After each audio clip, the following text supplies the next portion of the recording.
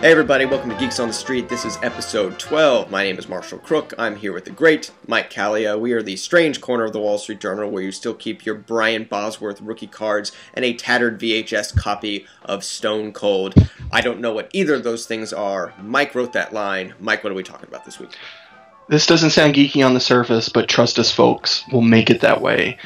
We're making NFL picks. The NFL playoffs are underway. There's already a week done. Don't expect any objective football analysis.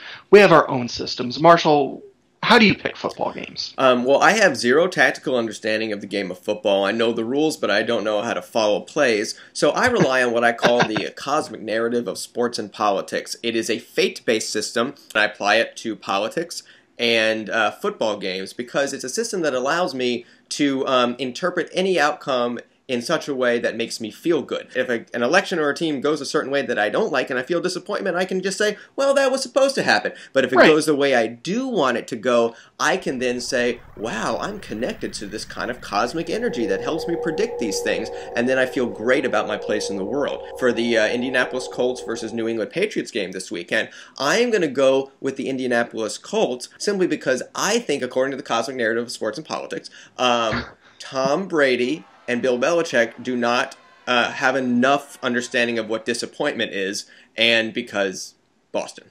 I'm going to use my Schadenfreude system to make these picks. And because of that, I'm going to pick the Patriots here. There are so many people out there that hate the Patriots so much that it ruins their week if the Patriots win. So I like to laugh at these people. So I'm picking the Patriots here. Over in the NFC, I am going to pick the upstart, Carolina Panthers, over the defending NFC champion San Francisco 49ers. Simply because I like to see Jim Harbaugh throw tantrums when he loses. I just like to see that man get upset, and it's great TV. Like you, I'm going with the Panthers, but for reasons that are far more shallow. San Francisco quarterback Colin Kaepernick is amazing. Dude is a stellar athlete, great quarterback. He is also uncomfortably handsome, and my wife also thinks that he's handsome.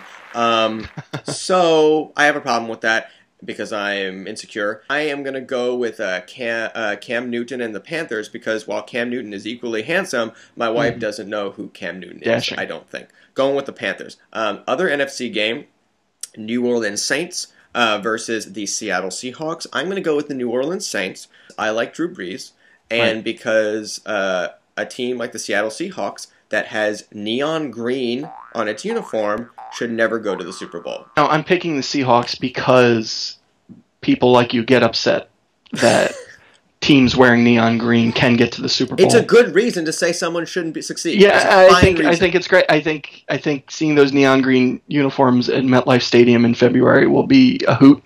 Back in the AFC, I'm going to pick the underdog San Diego Superchargers to defeat Peyton Manning and the Denver Broncos. Of course, Peyton Manning would lose to these guys. They have been the most disappointing franchise in the NFL for the past decade plus. And Peyton Manning is just notorious for choking in the most hilarious ways in the playoffs. So of course, the Chargers are going to win this game. I, like you, I'm going to go with the San Diego Chargers. Nothing to do with Peyton Manning, simply because I consistently forget that the Chargers are even a team. I feel bad about that. Mike, what's your favorite football movie? I'm picking the endearing family comedy Little Giants, starring Rick Moranis and Ed O'Neill. What I love about it is that the titular Little Giants end up embarrassing and defeating the arrogant, smug Cowboys. And who doesn't love when the Cowboys lose in any capacity? I love when the Cowboys lose. My movie is not a football movie per se. It has a great football sequence, and that's Robert Altman's MASH. The big finale is a football game. Needle-injected sedatives used against the opposite team to win. And I think that's great. Thank you guys so much for watching. We really appreciate it. And thanks for commenting on the Wolf of Wall Street video. We really appreciate that too. All right, Mike, have a great weekend, dude. You too, Marshall. Enjoy. Right, bye. Bye.